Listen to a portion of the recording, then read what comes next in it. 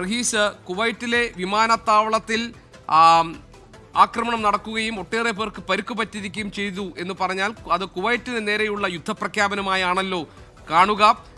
എന്താണ് ഏറ്റവും പുതിയ അപ്ഡേറ്റുകൾ? പരിക്കേറ്റവരിൽ ഇന്ത്യക്കാരുണ്ടോ, മലയാളികളുണ്ടോ? അങ്ങനെയുള്ള വിവരങ്ങൾ നമുക്ക് ലഭ്യമായിട്ടുണ്ടോ? കൂടുതൽ കരുതലോടുകൂടി പ്രതിരോധ സംവിധാനങ്ങൾ മൂർച്ചയാപ്പെടുത്തേണ്ട സ്ഥിതിയിലേക്ക് ഗൾഫ് രാജ്യങ്ങൾ മേഖല മാറുകയാണോ? എങ്ങനെയാണ് ഇനി ഈ വിഷയം ഇത് കൂടുതൽ സങ്കീർണമാക്കാൻ സാധ്യതയുണ്ടോ? എന്തൊക്കെയാണ് വിവരങ്ങൾ? ഏറ്റവും ഒടുവിൽ പുറത്തു വരുന്ന വിവരം അനുസരിച്ച് പരിക്കേറ്റത് ചിലർക്ക് ഗുരുതരമായി അല്ലെങ്കിൽ സാരമായി തന്നെ പരിക്കേറ്റിട്ടുണ്ട് എന്ന് ഔദ്യോഗികമായി തന്നെ സ്ഥിരീകരണം വരികയാണ്. ഇതിൽ ഏറ്റവും പ്രധാനം ആദ്യഘട്ടത്തിൽ തന്നെ ഇത്തരത്തിലൊരു ആക്രമണം ഉണ്ടായാൽ അതിന്റെ ഒരു തീവ്രത പല രാജ്യങ്ങളും വെളിപ്പെടുത്താറില്ല. അത് പിന്നീട് ഏതാണ്ട് ഒരു 10-12 മണിക്കൂർ കഴിഞ്ഞൊരു ഔദ്യോഗിക കുറിപ്പായിട്ടാണ് പുറത്തു വരുന്നത്. പക്ഷേ ഈ ആക്രമണം അത് ജനങ്ങളുടെ മുന്നിൽ, ഈ യാത്രക്കാരുടെ മുന്നിൽ ഉണ്ടായ ഒരു ആക്രമണമാണ്. കാരണം ടെർമിനൽ 1 നേരിട്ടൊരു ആക്രമണം വരുന്നു. അത് ഡ്രോണുകൾ ഇന്റർസെപ്റ്റ് ചെയ്യാതെ വന്ന് പതിച്ചു എന്നുള്ള തരത്തിലാണ് ഇപ്പോൾ വിവരങ്ങൾ പുറത്തു വരുന്നത്.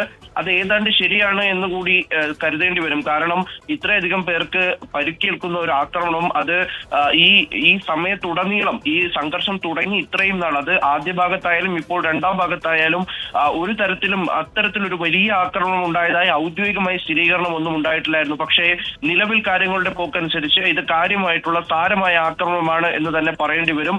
ടെർമിനൽ 1 നിരവധി പേർക്ക് പരിക്കേറ്റിട്ടുണ്ട്.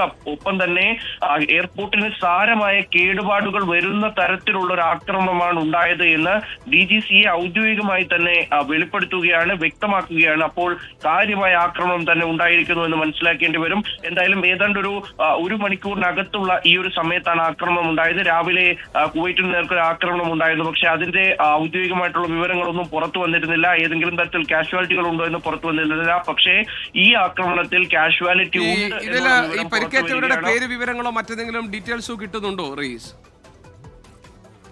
നിലവിൽ അത്തരത്തിലുള്ള വിവരങ്ങൾ ലഭിച്ചിട്ടില്ല. ഇവർക്ക് വേണ്ട വൈദ്യസഹായം നൽകിയിട്ടുണ്ട്. പലരെയും ആശുപത്രിയിലേക്ക് മാറ്റിയിട്ടുണ്ട്. സാരമായ പരിക്കുണ്ട്. ഇതാണ് ഔദ്യോഗികമായി സ്ഥിരീകരിച്ചു പറയാൻ കഴിയുന്ന 3 കാര്യങ്ങൾ. സാരമായ പരിക്കുണ്ട്, ആശുപത്രിയിലേക്ക് മാറ്റിയ ചിലരുണ്ട്, ഒപ്പം തന്നെ ഇവർക്ക് അത്യാവശ്യമായിട്ടുള്ള വൈദ്യസഹായം നൽകിയിട്ടുണ്ട് എന്നുള്ള വിവരം മാത്രമാണ് ഔദ്യോഗികമായി DGCA പുറത്തു നൽകുന്നത്. കൃത്യമായിട്ടുള്ള വിവരം അതാണ് എന്ന് തന്നെ സ്ഥിരീകരിച്ച് പറയേണ്ടി വരും. എന്തായാലും എയർപോർട്ടിൽ തിരക്കേറിയ സമയം തന്നെയാണ്. ടെർമിനൽ 1 നേരെ ഉണ്ടായ ആക്രമണമാണ്. അപ്പോൾ അത് ആശങ്ക ഉയർത്തുന്നുണ്ട്. പക്ഷേ ഏതെങ്കിലും തരത്തിൽ ആളപായം ഉണ്ടായി എന്നുള്ള തരത്തിലേക്ക് ഇന്ത്യൻ സമയം ഇവിടുന്ന് ഇപ്പോൾ ഏതാണ്ട് 1 മണിക്കൂർ മുൻപാണ് ഈ ആക്രമണം. അതായത് നമ്മുടെ ഇന്ത്യൻ സമയം 11 മണിയോട് കൂടിയായിരുന്നു ആക്രമണം.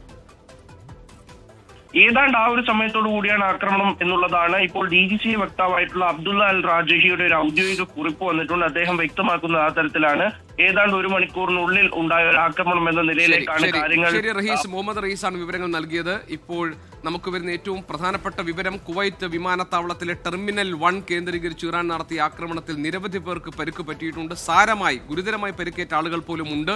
അവരുടെ പേര് വിവരങ്ങൾ പുറത്തു വന്നിട്ടില്ല. മാത്രമല്ല കുവൈറ്റ് വിമാനത്താവളത്തിലും കേടുപാടുകൾ സംഭവിച്ചിട്ടുണ്ട്. ഇതാദ്യമായിട്ടാണ് കുവൈറ്റിലെ ജനങ്ങൾ നിൽക്കുന്ന അല്ലെങ്കിൽ പാസഞ്ചേഴ്സ് ഉള്ള വിമാനത്താവളം ലക്ഷ്യമിട്ട് ഇറാന്റെ ആക്രമണം ഉണ്ടാകുന്നത്. സ്വാഭാവികമായും ഇത് കുവൈറ്റിന് നേരെയുള്ള ആക്രമണമായി വ്യാഖ്യാനിക്കപ്പെടും. മാത്രമല്ല തുടർന്ന് അങ്ങോട്ട് ഗൾഫ് മേഖലയിലെ മറ്റു രാജ്യങ്ങളിലും ഇറാൻ ലക്ഷ്യം വെക്കുന്നുണ്ടോ എന്ന കാര്യവും ഇപ്പോൾ ചർച്ചയാവുകയാണ്. ഏതായാലും പശ്ചിമേഷ്യൻ പ്രതിസന്ധി പരിഹരിക്കാൻ വേണ്ടിയുള്ള സമാധാന നീക്കങ്ങൾ ഒരു ഭാഗത്ത് നടക്കുമ്പോഴാണ് അതിരൂക്ഷമായ പ്രത്യാക്രമണം ഇറാന്റെ ഭാഗത്തു നിന്നും ഉണ്ടാകുന്നത്. ആശങ്ക വർദ്ധിപ്പിക്കുന്ന ഒന്നായി ഈ വിവരം മാറുകയാണ്. മുഹമ്മദ് റയീസാണ് വിവരങ്ങൾ നൽകിയത്.